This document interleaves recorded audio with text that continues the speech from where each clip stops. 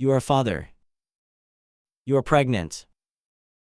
Your belly is full of developing children, your spine is bent backward, and your morning routine now includes checking whether your abdomen has become noticeably more spherical overnight. Nature has assigned you one of the strangest jobs in the ocean. Congratulations. You are a male seahorse. Before this happened, you were already an unusual fish.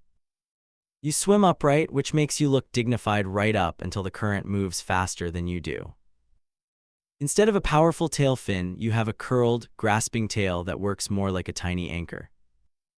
You wrap it around seagrass, coral, mangrove roots, or any other object that appears unlikely to leave without warning. This is important because you are not built for speed. A small fin on your back beats rapidly to move you forward, while two smaller fins near your head help you steer. The result is less like a torpedo and more like a piece of decorative seaweed trying to attend a meeting. Fortunately, speed is not your main strategy. You survive by being difficult to notice. Your body is covered in hard bony plates rather than ordinary fish scales. Your shape breaks up your outline among plants, and many seahorses can alter their color to better match their surroundings or communicate with one another. You sway with the vegetation as the water moves, pretending to be part of the scenery. This works surprisingly well, provided the scenery is not currently being destroyed. Your eyes can move independently. One may watch for tiny prey while the other checks for predators, rivals, or a suspiciously ambitious shrimp. This gives you excellent awareness and the permanent expression of someone trying to read two different messages at once.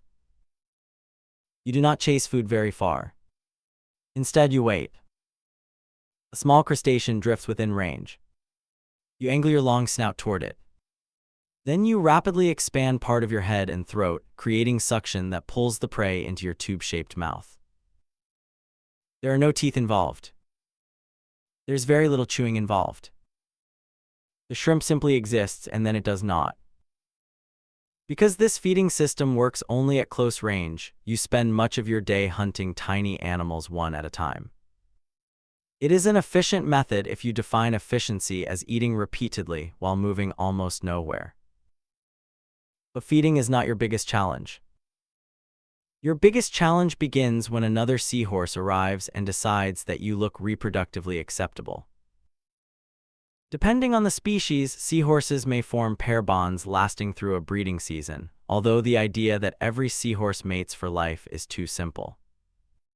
Some pairs remain faithful for long periods. Others change partners when circumstances change. Romance in the ocean is complicated, and nobody has access to the shared calendar. Courtship may continue over several days. You and the female greet one another, brighten in color, quiver, circle, and swim side by side. At times, you may hold the same piece of vegetation or curl your tails near each other. This is not wasted pageantry. Researchers studying seahorse courtship have found that these repeated displays help synchronize the pair. The female must have mature eggs ready at the same time your brood pouch is prepared to receive them. Reproduction depends on coordination between two animals that are both slow swimmers and easily distracted by moving water. Eventually, the two of you rise together through the water. The female places a tube called an ovipositor into the opening of your pouch and transfers her eggs. The exact number varies enormously among species and individuals. A small seahorse may carry only a few young, while a larger male may receive hundreds or, in some species, far more. The eggs are now inside you. Your contribution is not simply carrying a bag. The enclosed brood pouch is living tissue supplied with blood vessels. The eggs settle against its inner surface, and the pouch helps provide oxygen, regulates salts and fluids, removes waste, and supplies some nutrients as the embryos develop. Scientists compare parts of its function to a womb or placenta, although it evolved independently and is not identical to mammalian pregnancy. Project Seahorse, founded by marine biologist Amanda Vincent, has spent decades studying these animals and emphasizes that this is genuine male pregnancy. The female produces the eggs. You produce the sperm. But after the transfer, the embryos develop inside your specialized reproductive organ, supported by your body until birth. You are not merely holding the children. You are running the building. As pregnancy progresses, your pouch expands. The developing embryos use their egg yolk while also interacting closely with the pouch tissue around them. Your body gradually adjusts the internal environment so that it becomes more like the seawater the young will enter after birth. This matters because your babies are not going to receive a gentle orientation session. Pregnancy may last roughly 10 days to 6 weeks, depending on the species and water temperature. During that time, you still need to feed, avoid predators, and remain attached to something when the current becomes rude. Your enlarged pouch does not improve your mobility. You were already an unimpressive swimmer. Now you are an unimpressive swimmer carrying an aquatic apartment complex. The female may continue visiting you during the pregnancy. In some species, pairs perform daily greetings that may help maintain their bond and prepare for the next breeding cycle. While you incubate one brood, she can begin developing another set of eggs. This division of labor may allow a pair to produce broods in rapid succession.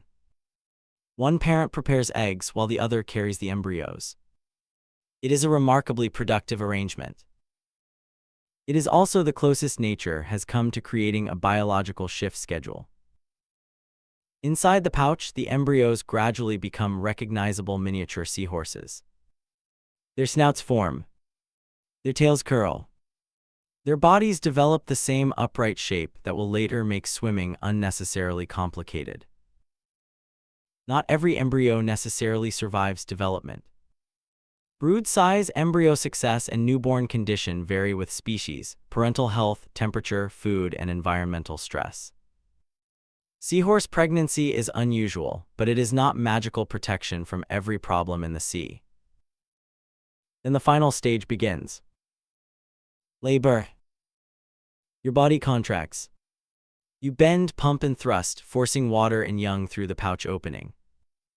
Birth may involve repeated muscular contractions over minutes or hours. The process can look less like a graceful miracle and more like a tiny armored fish trying to expel an entire audience. One baby emerges. Then another. Then many more. They are fully formed but extremely small, each one a miniature version of you with a curled tail and a serious lack of experience. For a brief moment, the water around you fills with newborn seahorses. And then your parental responsibilities end. The babies receive no feeding lessons, no protected nursery, and no advice about suspicious shrimp. They drift or swim away and begin hunting tiny prey on their own. Many will be eaten, starve, or be carried into unsuitable water. Survival is low, which is one reason producing many young can matter. This may sound cold, but the pregnancy itself was a major investment. You protected the embryos during their most vulnerable development and released them only after they could function independently. Your children leave with everything you can give them. Unfortunately, everything you can give them does not include supervision. After birth, your pouch collapses. You recover, resume feeding, and may become pregnant again surprisingly soon if conditions are favorable and a female has another clutch ready. The entire cycle begins again. Courtship. Egg transfer. Pregnancy. Labor. Hundreds of children entering the ocean with no plan. Male pregnancy makes seahorses famous, but it does not make them safe. Many species live in shallow coastal habitats such as seagrass beds, mangroves, estuaries, reefs, and other structured environments where their grasping tails and camouflage are useful. These habitats are also heavily affected by coastal development, pollution, destructive fishing, and climate change. Seahorses are often captured accidentally in fishing gear. They are also traded for aquariums, curios, and traditional medicine. International trade is regulated, but enforcement and sustainability remain difficult, especially because many seahorse species are poorly studied and easy to overlook. Their biology can make recovery challenging. They do not race across oceans to find new habitat. Many occupy relatively small home ranges, depend on specific structures to hold, and may have stable social or mating relationships. Remove the seagrass, the coral, or the mangrove roots, and you have not merely removed the background. You have removed the furniture, shelter, hunting ground, anchor point, and maternity ward. Or in your case, the paternity ward. Still, seahorses persist in environments where a faster animal might seem better equipped. They survive through precision rather than power. They hold tightly. They hide carefully. They coordinate closely with a partner. And the male carries the next generation inside a pouch that manages one of the most unusual pregnancies among vertebrates. At the beginning, you were a father with a swollen belly and several biological questions. Now the contractions are over. The pouch is empty. Tiny versions of you disappear into the vegetation, each gripping the water with a curled tail and trying to become part of the scenery. You remain wrapped around the same blade of seagrass, tired, upright, and almost completely motionless. Which for a seahorse father is what success looks like.